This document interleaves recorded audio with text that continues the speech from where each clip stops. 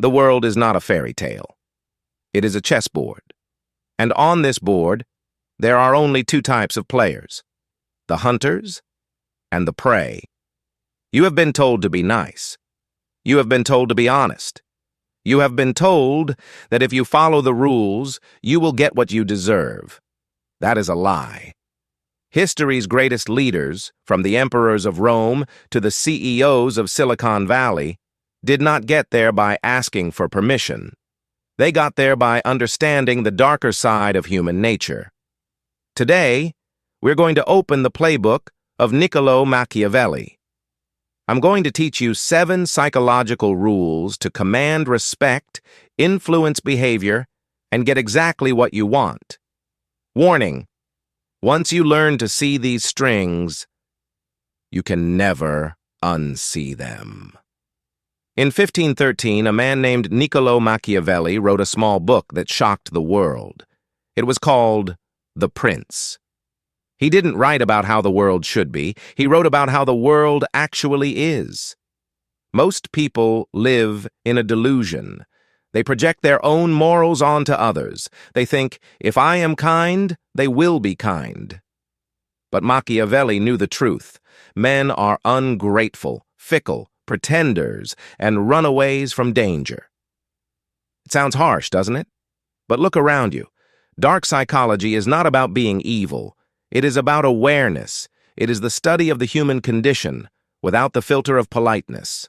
It is understanding that humans are driven by 2 primary engines: desire and fear.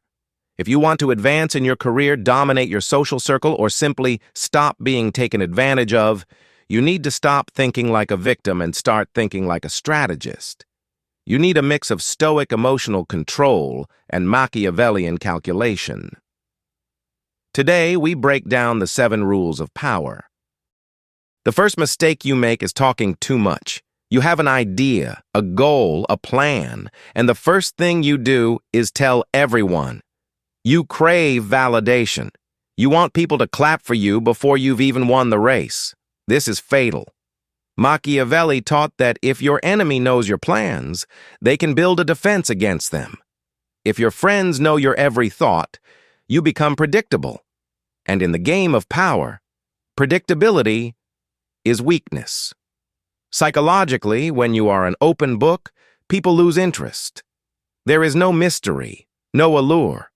But when you are silent, when you conceal your intentions, you make people nervous, and nervousness creates respect. Think of the last time you negotiated a salary or a deal. If you instantly said, "I need this job, I'll take anything," you lost. But if you sat back, listened, and kept your true number hidden, the other side started bidding against themselves. The action step. Practice the Stoic pause. When someone asks you a question, do not answer immediately. Look them in the eyes, count to 3, then speak. And when you speak, say less than necessary. Keep them guessing. A man who cannot be read cannot be manipulated. One of the hardest pills to swallow is this: nobody cares about you. They care about themselves. They care about their survival, their status, and their pleasure. Machiavelli famously said, "Men will sooner forget the death of their father than the loss of their patrimony." Meaning, people care more about their money than their family sometimes. The biggest mistake nice people make is asking for help by appealing to mercy or gratitude. You say, "Maila, please help me because I am struggling," or "help me because I helped you in 1999. This is weak. It burdens the other person. They might help you once out of guilt, but they will resent you for it. If you want to get what you want, you must align your goal with their greed. This is Dark Psychology 101. Never ask for a favor without highlighting what is in it for them. If you want a raise, don't tell your boss you have rent to pay. He doesn't care. Tell him how your work will make him look good to the board of directors. If you want a partner to do something, don't complain. Show them how doing that thing benefits their life. Always ask yourself the YIFM question. What's in it for them? Find their hunger, feed it, and they will eat out of the palm of your hand. You aren't manipulating them. You are giving them exactly what they want in exchange for what you want. That is not cruelty. That is commerce. Why is gold valuable? Is it useful? Not really. You can't eat it. You can't build a house with it. It is valuable for one reason only. It is rare. Now, look at yourself. Are you always available? Do you answer every text within 30 seconds? Do you say yes to every invitation? If you are always there, like the air you breathe, people take you for granted. They stop seeing your value. Machiavelli and the Stoics understood the power of withdrawal. To maintain power, you must occasionally remove yourself from the equation. In economics, this is the law of supply and demand. The more you are seen and heard, the more common you appear. This is a powerful dark psychology trick in relationships. If you feel someone pulling away or disrespecting you, do not chase them. Do not bombard them with messages. Do the opposite. Disappear. Create a void. Your absence will force them to think about you. They will wonder, where did he go? What is he doing? Why doesn't he need me? By withdrawing, you regain control. You signal that your time is valuable and that your presence is a gift, not a right. Do not be afraid to walk away from a deal, a conversation, or a relationship. The person who is willing to walk away holds 100% of the power. There is a quote by the Stoic philosopher Epictetus that you must tattoo on your brain. If someone succeeds in provoking you, realize that your mind is complicit in the provocation. In the game of power, your emotions are your biggest liability. The moment you show anger, frustration, or fear, you have handed the remote control of your life to your enemy. They push a button, and you react. Dark psychology uses this against you. Manipulators will deliberately try to upset you, to make you act irrationally, to make you look unstable. If you explode, they win. They can point at you and say, "Look how crazy he is." To get what you want, you must become a mirror. When chaos strikes, you do not ripple. This is the gray rock method utilized by psychologists, but weaponized for power. Be boring. Be unreactive. Be unreadable. When you don't react to disrespect, you terrify the disrespecter. They expect a fight. Instead, they get silence. This silence screams confidence. It says, "Your opinion is so beneath me, I won't even waste the energy to get mad." That is true dominance. Machiavelli's most famous analogy is that of the beast. He said a prince must be two things: a lion to frighten the wolves, and a fox to recognize the traps. Most men fail because they are only one. The brute is all lion. He uses force for everything. He yells. He threatens. Eventually, he walks into a trap he didn't see. The coward is all fox. He lies. He sneaks. He avoids conflict. But when the wolves come, he gets eaten because he has no teeth.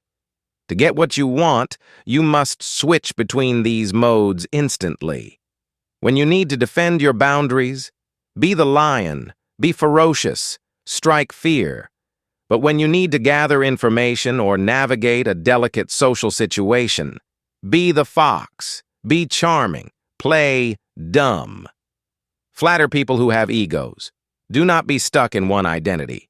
Adaptability is the ultimate intelligence.